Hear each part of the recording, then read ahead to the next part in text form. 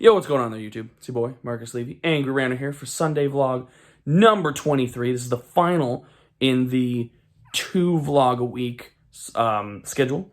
Starting next week, once the Fate series opens up, we're moving to 3. That whole series has now been completely edited and done, as I said in yesterday's vlog. But I do have one thing really to talk about, and it's the process with the military. I'm going to be very short with it because there's a lot of components and a lot of things to talk about in this process. But I'm going to be very brief with it. That right now I'm starting to have doubts as to whether or not I should even continue in this process. I'm going to admit, when I was in the cadet program, it was certainly the dream. But I also then did not expect to start seeing the dream being impeded with roadblocks that I didn't expect. I expected long waits, lots of paperwork, that I would have to exercise and lose some weight before going to basic training, of course. All these things, understood. But the other thing that I never understood is that I would be prejudged on something that I have no control over, and that doesn't make me any better or worse off than most other people. As someone who has Asperger's, ADHD, or at least I did, and the only thing that's really left from those days are the tics, which puts me into the realm of Tourette's. I don't have a Tourette's diagnosis. But of course, this was the one thing the person who did my medical fixated on and kept nitpicking at. Well, what about those tics? What about those tics? In order for me to even continue this process, my interview is still going to happen on the 9th of September. But in order for me to apparently to even continue with this process, I need to be cleared by a doctor to say that my tics make me not a harm to myself or others. I've never had this come up.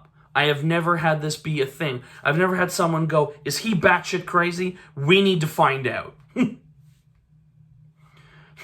Yeah, sure, I'm a little opinionated. I'm a little passionate with things that I say. But when you're actually saying it has nothing to do with that, has nothing to do with my personality, has to do with the squeaks and the rumblings and the flicky fingers and, and all of that. Whether that thing that I literally just did there as an anxiety symbol, whether that makes me a dangerous person. And then, of course, as I was leaving, I was like, I asked, how long until basic training? Or how long until you think basic training? They said, because of COVID, things have been put on hold. And I was like, that makes sense. They said, you'd be lucky if you get in for September of 21 or January of 22. And I was like, damn. Well, at least you tell me that. Alleviate some of the anxiety. And she's like, you have anxiety? And I was like, oh my God, you ableist. Like, the ableist treatment that I received during this military application process was ridiculous. I know I have friends who, simply because they wear glasses, have gotten denied entry into the military.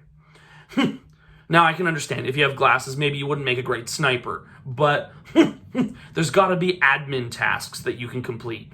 For me, they're concerned that the Tourette's thing means if I hold a loaded weapon that I'll somehow tick randomly and fire the gun at people. I don't even like guns. I'm only just going to put up with the one that you give me at fucking basic training. I don't really care otherwise.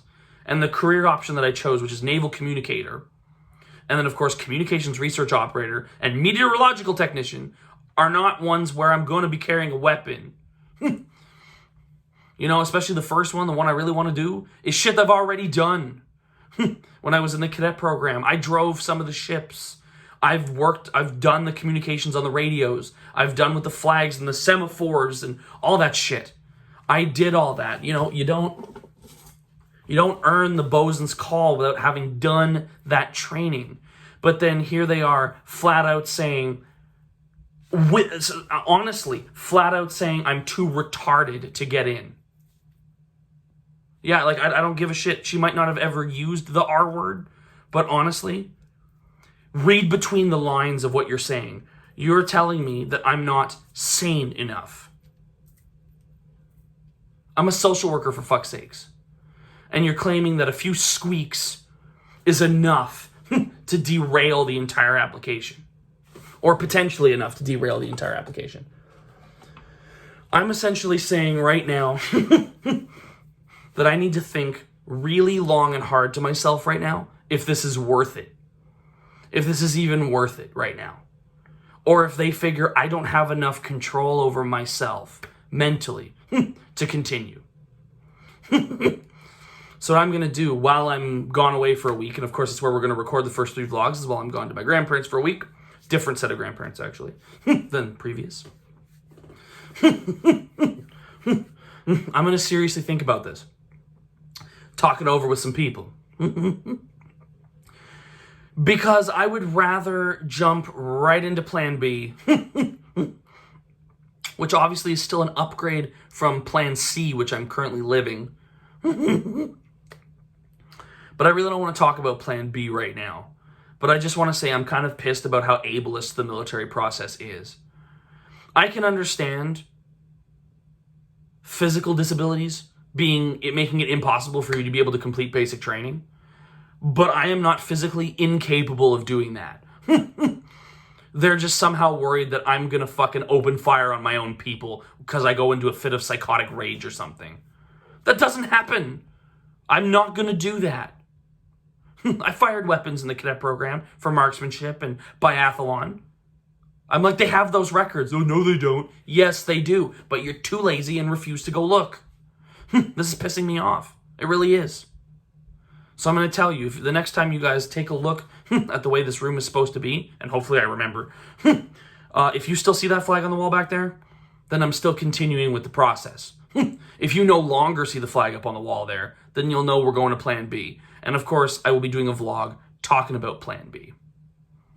And I'm sorry that I had to end the bi-weekly vlogs on this kind of a note, but it does piss me off about the ableist nature of this process.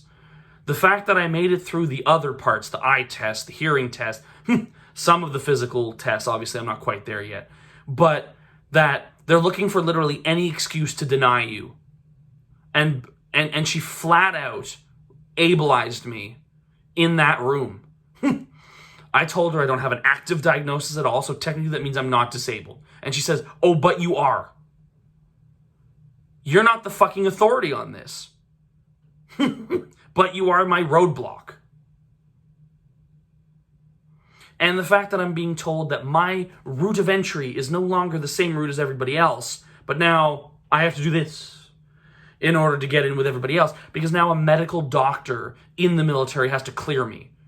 Are they going to withhold ranks from me in the future, withhold promotions from me in the future, withhold opportunities from me in the future, simply because something I can't help, when I can do anything in the civilian world? Is it worth it then? Is it worth it then to push on with this process? Instead, I can be happy and successful doing other fucking things, but I chose to dedicate my time to do this crap. So I'm going to give this a week. I'm not going to make a rash decision yet, but I can tell you it didn't sit well with me at all. It didn't sit well with me at all. Like and subscribe. I'll see you next week when things are different. Check out the Fate series. It's coming starting on the 31st. All right, guys. Peace.